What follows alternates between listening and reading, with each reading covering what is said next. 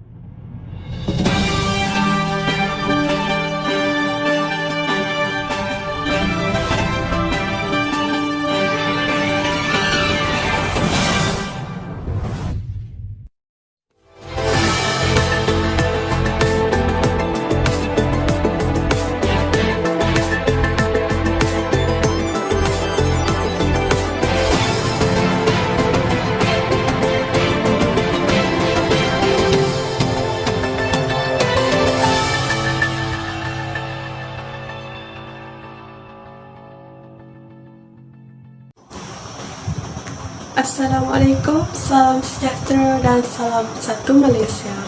Saya Nur Alifah Iliana binti Muhammad Safi, ID student 2020877398. Bersiaran langsung dari studio CS 111 kampus UiTM Macang.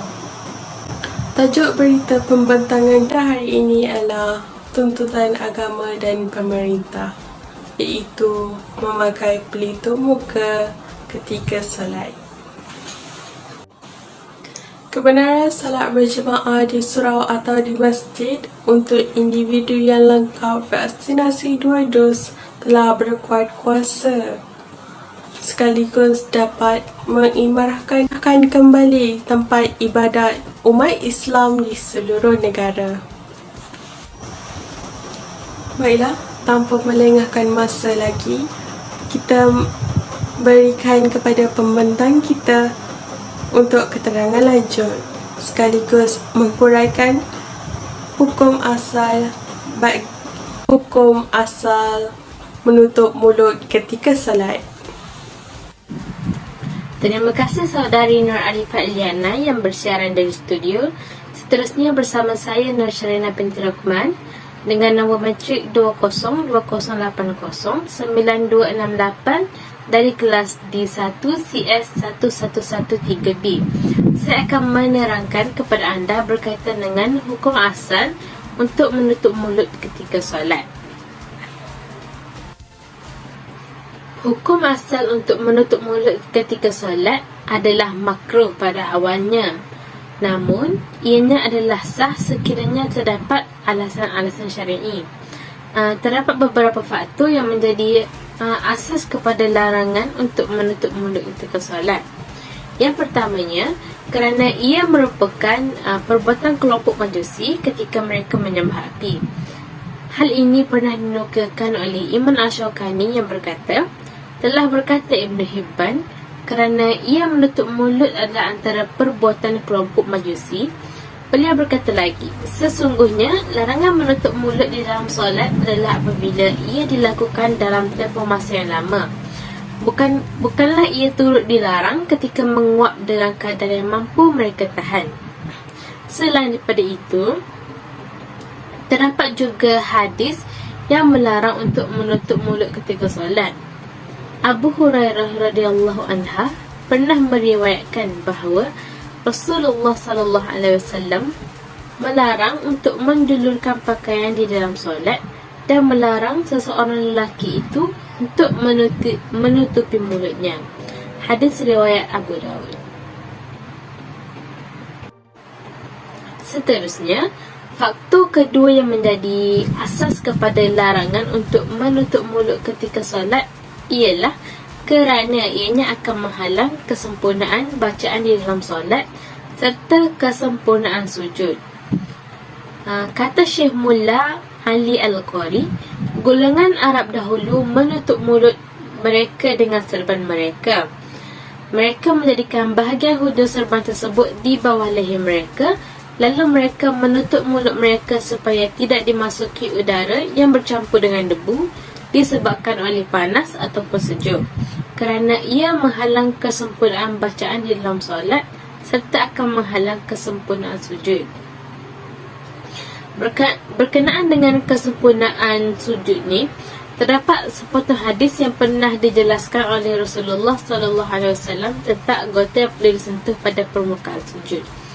Ibnu Abbas radhiyallahu anha pernah berkata bahawa Rasulullah sallallahu alaihi wasallam bersabda, aku diperintahkan agar sujud melalui 7 anggota, iaitu dahi, dan kemudian baginda tunjuk bahagian hidung dengan jarinya, kedua telapak tangan, kedua lutut dan hujung jari kaki. Hadis riwayat Bukhari dan Muslim. Berdasarkan pada hadis tersebut, Rasulullah sallallahu alaihi wasallam menerangkan bahawa anggota wajib ketika sujud terdapat 7, iaitu dahi, bahagian hidung, kedua telapak tangan, kedua lutut dan hujung jari kaki. Namun, ulama berselisih pendapat bahawa hukum sujud beserta hidung agar menyentuh permukaan sujud. Menurut mazhab Syafi'i pula, hukumnya adalah sunat seperti mana yang dinyatakan oleh Imam Nawawi dalam karyanya Al-Majmu' Syarah Al-Muhazzab, yang bermaksud manakala hidung di sisi mazhab kami, mazhab Syafi'i, sesungguhnya ia tidak wajib sujud ke atasnya, tetapi ianya adalah disunatkan. Berkenaan dengan kesempurnaan bacaan serta sujud ni, menurut mazhab Syafi'i, hukum menutup mulut tanpa hajat penting maka hukumnya adalah makruh, iaitu akan mengurangkan pahala dalam solat. Namun, sekiranya menutup mulut ketika solat kerana terdapat keperluan atau hajat-hajat yang penting, maka hukumnya adalah tidak makruh. Perkara ini ada dinyatakan di dalam kitab Al-Najmu' Al-Wanhaj, yang bermaksud, berkata Imam Nawawi, tanpa hajat, keperluan untuk menutup mulut, jika ia kerana hajat atau keperluan, maka ianya adalah tidak makruh. Sekian sahaja daripada saya. Seterusnya kita kembali bersama saudari Nur Alifat Liana di studio. Terima kasih kepada pembentang kita, Nur Syarina, atas keterangan tersebut. Seterusnya kita beralih kepada hukum kebenaran memakai pelitup muka oleh pembentang kita yang seterusnya. Terima kasih Alifah Iliana dari studio. Assalamualaikum warahmatullahi wabarakatuh. Salam perkenalan. Saya Siti Nabila Syairah binti Roslan dengan nombor matrik 2020492024. Saya dari kelas D1 CS1113B dari Diploma Statistik. Dalam video kali ini, saya akan terangkan kepada anda tentang pengenalan dan hukum dibenarkan untuk memakai pelitup muka. Seterusnya, kita bergerak kepada hukum dibenarkan memakai pelitup muka. Hukum memakai pelitup muka ketika solat adalah dibenarkan. Antara hukum membenarkan pemakaian pelitup muka ketika solat adalah salah satu ikhtiar daripada terkena sebarang penyakit yang menyebabkan kematian, iaitu penyakit COVID-19 yang sangat berbahaya pada masa kini. Islam amat menitikberatkan setiap sudut yang memerlukan kesahihan agar tiada kesalahfahaman dari pelbagai sudut. Oleh itu, Mufti telah menyatakan bahawa menutup mulut tidak membatalkan solat. Memetik dari laman web Al-Kafi, mereka menyatakan bahawa hukum menutup mulut di dalam solat tanpa sebarang sebab adalah makruh. Namun, jika terdapatnya hajat dan keperluan kepada hal tersebut, maka ianya adalah harus. Maka, kita sebagai umat Islam perlulah mencari jalan dan ikhtiar untuk mengelakkan diri daripada terkena sebarang risiko yang boleh menyebabkan kematian ataupun apa-apa yang boleh memudaratkan kepada diri sendiri. Hal ini telah dinyatakan dalam Al-Quran pada surah Ar-Ra'd ayat 11. A'udzubillahi minasyaitonirrajim. Bismillahirrahmanirrahim. Lahu mu'aqibatun min bayni yadayhi wa min khalfihi yahfazunahu min amrillah. Innallaha la yughayyiru ma biqaumin hatta yughayyiru ma bi anfusihim. Wa idza aradallahu biqaumin su'an fala maraddalah wa ma lahum min dunihi min wal. Sadaqallahul azim. Maksudnya, baginya manusia ada malaikat-malaikat yang selalu menjaganya bergiliran dari depan dan belakangnya. Mereka menjaganya atas perintah Allah. Sesungguhnya, Allah tidak akan mengubah keadaan suatu kaum sebelum mereka mengubah keadaan diri mereka sendiri. Dan apabila Allah menghendaki keburukan terhadap suatu kaum, maka tak ada yang dapat menolaknya dan tidak ada pelindung bagi mereka selain dia. Maka kita haruslah berfikir secara rasional apakah jalan atau cara yang terbaik untuk menjaga kesihatan diri kita. Sekian dari saya dan seterusnya kembali kepada Alifah Iliana di studio. Terima kasih Siti Nabila Syairah. Baiklah, saya ingin menambah sedikit tentang risiko jika tidak memakai pelitup muka ketika solat.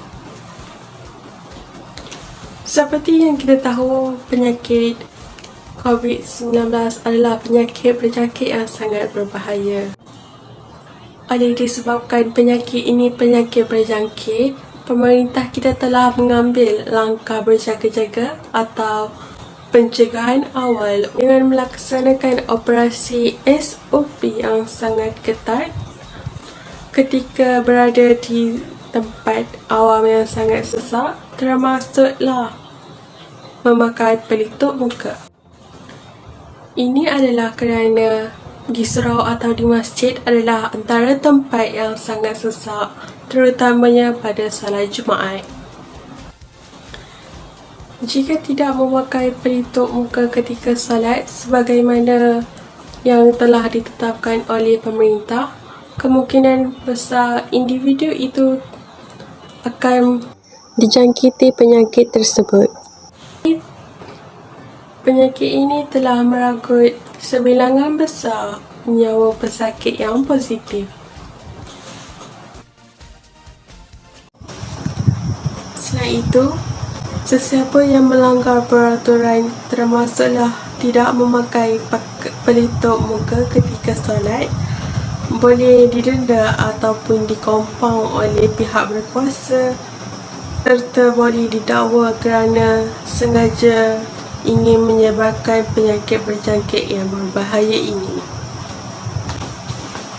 Dengan ini, kami sertakan bukti dapat jemaah yang melanggar peraturan telah dikompang oleh pihak berkuasa. Jom kita sama-sama saksikan. Tindakan sekumpulan penduduk menunaikan solat jemaah di masjid tanpa mematuhi SOP PKP membawa padah apabila dikesan pihak polis. Dalam kejadian di sebuah masjid dan surau di Pasir Mas, Kelantan pada malam Ahad lalu, 37 individu telah dikenakan kompaun. Terdahulu, sebuah video tular di media sosial memaparkan sekumpulan individu ditahan dan dibawa menaiki truk polis untuk tindakan lanjut. Video berdurasi 22 saat itu juga memaparkan jemaah terbabit sedang berselawat ketika menaiki truk untuk dibawa ke IPD Pasir Mas. Difahamkan pihak berkuasa bertindak sebaik jemaah berkenaan selesai menunaikan solat isyak berjemaah. Ketika dihubungi, Ketua Polis Daerah Pasir Mas, Nasaruddin Muhammad Nasir berkata, kesemua mereka ditahan atas kesalahan tidak memakai pelitup muka. Nasaruddin turut menasihati orang ramai supaya akur dengan SOP yang ditetapkan memandangkan penularan wabak COVID-19 yang semakin membimbangkan.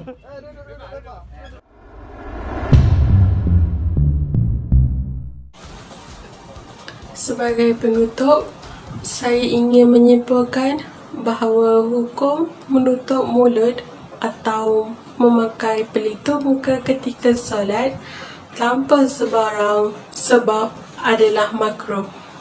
Kerana di dalam hadis tidak menetapkan sebarang hukuman terhadap larangan ini sama ada duniawi atau ukhrawi sehingga menjadikan ianya haram.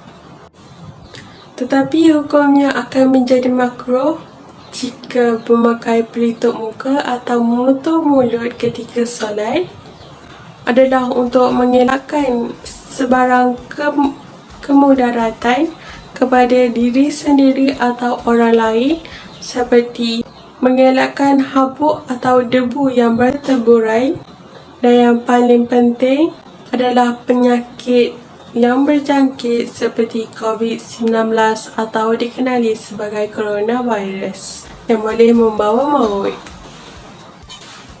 Hal ini kita boleh mencontohi atau dikaitkan dengan wanita yang memakai purdah atau niqab. Menutup aurat adalah wajib bagi seorang wanita dan memakai purdah atau niqab adalah sebaik-baik dalam bab penjagaan aurat bagi seorang wanita. Oleh itu, ianya sunat bagi seorang yang memakai purdah atau niqab, tapi tidak di dalam solat, ianya akan menjadi makruh. Namun begitu, jika terdapat sebab-sebab yang munasabah, ianya akan menjadi harus.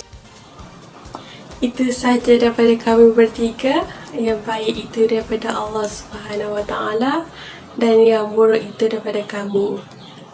Kami akhiri berita pembantangan kami pada hari ini dengan ucapan terima kasih, salam ceria dan Assalamualaikum.